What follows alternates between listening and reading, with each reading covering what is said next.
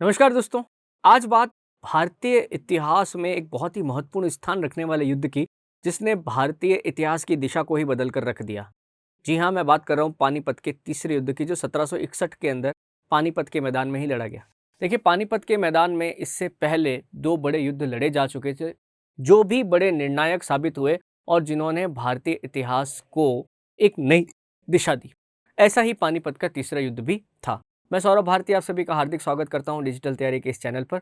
आज बात दोस्तों पानीपत के तीसरे युद्ध। सबसे पहले तो हम इस युद्ध के दोनों पक्षों को जान लेते हैं कि ये दो पक्ष यहाँ पर कौन है। देखिए, पहला पक्ष है इस युद्ध का मराठे। मराठे जो 1759-60 में अपनी शक्ति के चरम पर थे। आप ये जो ऑरेंज कलर के अंदर आप देख रहे हैं, ये मराठा साम्राज्य था 1759-60 के अंदर। मराठे आप देखें तो महाराष्ट्र के एक छोटी सी जागीर पुणे, सतारा यहाँ से निकलकर पंजाब तक पहुँच चुके थे। मराठे जहाँ भी गए वहाँ पर उन्होंने अपनी वीरता का प्रदर्शन भी किया। हालांकि इनमें कुछ कमियां थी। जैसे सबसे पहली कमी थी, मराठों के पास कोई पर्टिकुलर एक रेवेन्यू सिस्टम नहीं था। इस वजह से ज़्यादातर इन्हें युद्धों पर निर्भर रहना पड़ता था। युद्ध करते थे, राज्यों से चौथ वसूली करते थे और उससे इनकी शासन प्रशासन की व्यवस्थाएं चलती थी। इस वजह से मराठों की कई राज्यों के साथ आपसी दुश्मनी हो गई। जैसे आप देखें तो मराठों ने राजपूताना में भी आक्रमण किए। राजपूत राजाओं से, खासकर जयपुर से, कोटा से, जोधपुर से उन्होंने चौथ वसूली करी। साथ ही साथ आप देखें तो पश्चिम बंगाल की तरफ, वर्तमान में बंगाल, बिहार, इन जगहों पर भी इन्होंने छोटे छोटे राज्यों से चौथ वसूली की थी। हालांकि मराठों की शक्ति के आगे ये सभी नतमस्तक थे। मराठों का विरोध करने का साहस किसी में नहीं था। कुछ छोटी मोटी लड़ाइयाँ जो हैं उसमें ज़रूर मराठे हारे ज़रूर थे, परंतु बड़ी लड़ाइयों में अब तक इनको विजय मिली। खास करके आपने पेशवा बाजीराव का नाम सुना होगा, जिसने 1720 से 1740 के अंदर मराठों को मराठवाड़ा से निकालकर दिल्ली की सीमाओं तक ला दिया था। जिंदगी में अपने 41 युद्ध लड़े और सारे के सारे युद्ध जीते पेशवा बाजीराव ने। उन्हीं पेशवा बाजीराव का पुत्र जो अपने पिता की मृत्यु के बाद अगला पेशवा बना, उसका नाम था पेशवा बालाजी बाजीराव। बालाजी बाजीराव भी मात्र 20 वर्ष की आयु में पेशवाई संभाल लेते हैं और 1749 में जब मराठा शासक शाहू की मृत्यु हो जाती है। अभी तक तो क्या था, छत्रपति शाहू जो हैं वो थे, तो मराठा राज्य की सिंबॉलिक शक्ति का जो केंद्रीकरण था वो शाहू के हाथ में था। परंतु शाहू के रहते हुए शाहू ने ज़्यादा छत्रपति बनने के बाद युद्धों वगैरह में भाग नहीं लिया। युद्धों में भाग लिया पेशवाओं ने, और उसमें भी आप देखें तो पेशवा बाजीराव ने। पेशवाओं की शक्ति इतनी मजबूत हो गई कि जब छत्रपति की मृत्यु हुई तो उसके बाद छत्रपति के वंशजों और पेशवा बालाजी बाजीराव को आपस में एक संधि करनी पड़ी, जिसके बदले वास्तविक शक्ति या वास्तविक उत्तराधिकारी जो है पेशवाओं को मान लिया गया।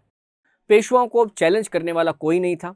पेशवाओं के बहुत सारे ऐसे विश्वसनीय सरदार, जिसमें मल्हार राव होलकर वगैरह जो हैं, सिंधिया वगैरह हैं, ये खड़े हो गए थे, जिन्होंने हर एक फ्रंट के ऊपर पेशवा को जीत ला कर दी। पेशवा के जो भाई वगैरह थे, सदाशिवराव भाव, विश्वास राव, ये भी बहुत बड़े योद्धा थे और इन्होंने मराठा साम्राज्य को इस पूरे काल के अंदर अपनी ऊंचाइयों पर पहुंचा दिया।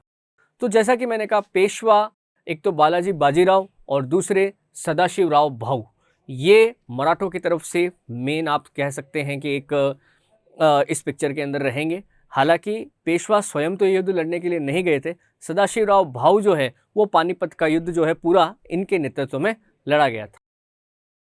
दूसरी तरफ आप देखें तो अहमद शाह अब्दाली। अहमद शाह अब्दाली कौन था? 1739 में दिल्ली पर एक आक्रमण हुआ नादिर शाह का। नादिर शाह ईरान से आया था, जिसने पूरी तरह से दिल्ली को लूट लिया। दिल्ली के एक एक घर को उसने लूटा। मुगलों का जो मयूर सिंहासन या तख्ते था, उस कोहिनूर हीरा वगैरह वो सब लूट के ले गया। नादिर शाह के साथ ही पहली बार भारत आया था अहमद शाह अब्दाली। उस समय बहुत ही किशोर अवस्था में थे।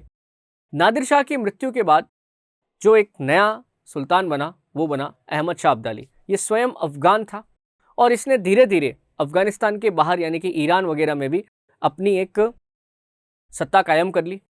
अफगानों के अंदर एक समस्या हुआ करती थी कि अफगान जो है बहुत छोटे छोटे कबीलों में बटे हुए थे। अहमद शाह अब्दाली ऐसा पहला सुल्तान बना, शाह बना, जिसने अफगानिस्तान के इन सभी कबीलों को एकत्रित करके वो एक झंडे के नीचे लेके आया। ये इसका एक बहुत बड़ा अचीवमेंट है। इतनी सारी लड़ने वाली लड़ाकू जातियों को संगठित करना अपने आप में एक बहुत बड़ा टास्क था। पर अहमद शाह अब्दाली ने अचीव किया।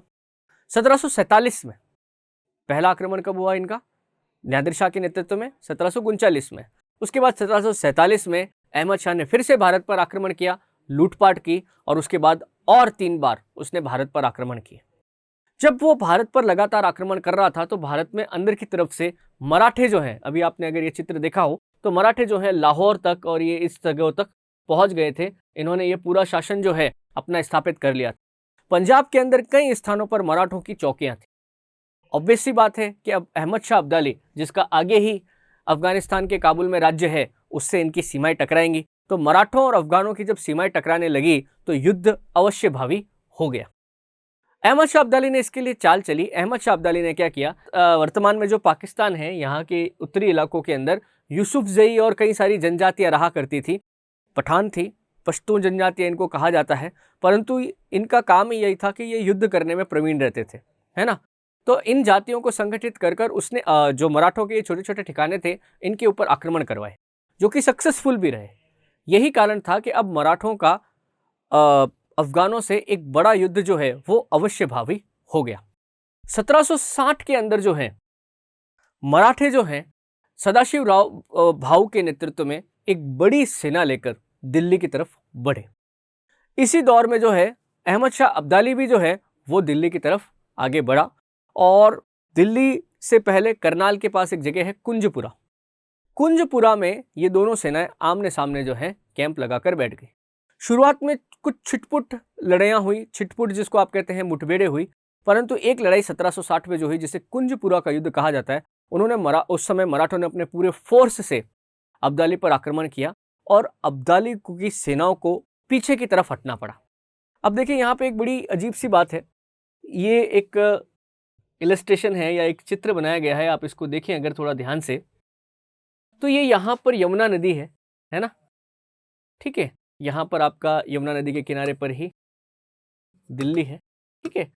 इस तरफ से आप देखें तो ये यहाँ पर है लाहौर, आगे है यहाँ काबुल। तो एनी हाउ अब्दाली कहाँ से आने वाला था? अब्दाली का रूट ये है। मराठे कहाँ से आने वाले हैं? मराठे यहाँ से आने वाले हैं। जब कुंजपुरा के अंदर अब्दाली का और मराठों का युद्ध हुआ, मराठों ने इतनी बुरी तरह से अफगानों को हराया कि इनको पीछे हटना पड़ा। अफगान भाग के कहाँ पहुंचे? इस नदी के पास पहुंचे, है ना। उस समय बारिशों का सीजन था, मानसून का सीजन था। मराठों का खौफ इतना था कि अहमद शाह अब्दाली ने अपने सैनिकों को आदेश दिया कि नदी को पार करो, भले ही नदी बह रही है पर नदी को पार करो। नदी को पार करके वो बागपत पहुंचे, नदी के दूसरे किनारे पर, और अफगानों ने अपना शिविर बागपत में स्थापित कर लिया। आए तो किधर से? अफगान काबुल से आए हैं, तो टेक्निकली तो इस साइड में इनको होना चाहिए था, पर आप देखें कि कुंजपुरा के युद्ध में अफगान भागकर नदी के पार चले गए, जबकि शुरुआत में मराठों ने तो कुंजपुरा में अपना शिविर बनाया और बाद में मराठे जो हैं वो पानीपत के मैदान के पास जाकर जमा हो गए बाकी आने वाले वर्षों में। अब दोनों ही जो पक्ष हैं उन्होंने अपनी अपनी टैक्टिक्स का इस्तेमाल किया।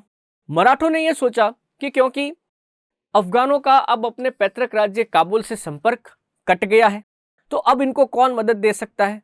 इनको मदद दे सकता है शुजाउद्दौला। शुजाउद्दौला कौन है? शुजाउद्दौला अवध का नवाब है। अब भैया आप यहाँ से आगे जाओगे, यमुना नदी से यहाँ आगे, तो उत्तर प्रदेश ही आएगा, उत्तर प्रदेश में ही अवध है। साथ ही साथ यहाँ गंगा यमुना के बीच का जो दो आब है वहां पे रोहिल्ला अफगान है। वहां पर एक पक्ष कौन है?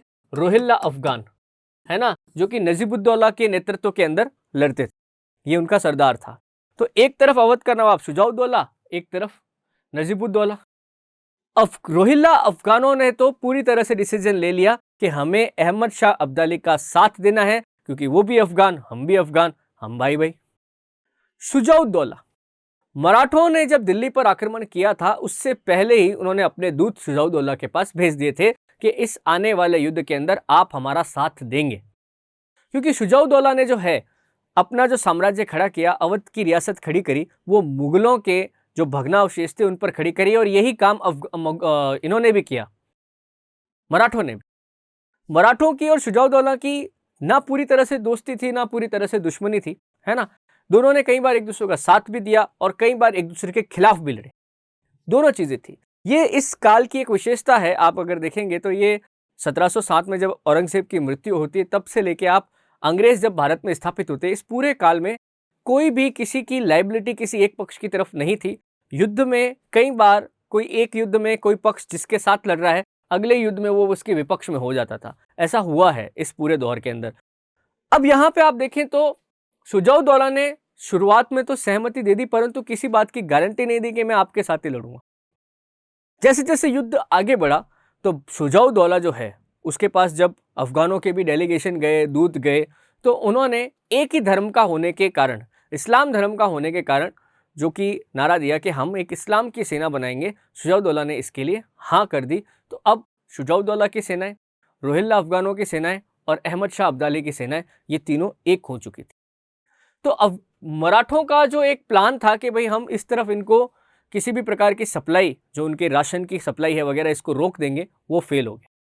उल्टा मराठे खुद दूसरी चाल में फंस गए।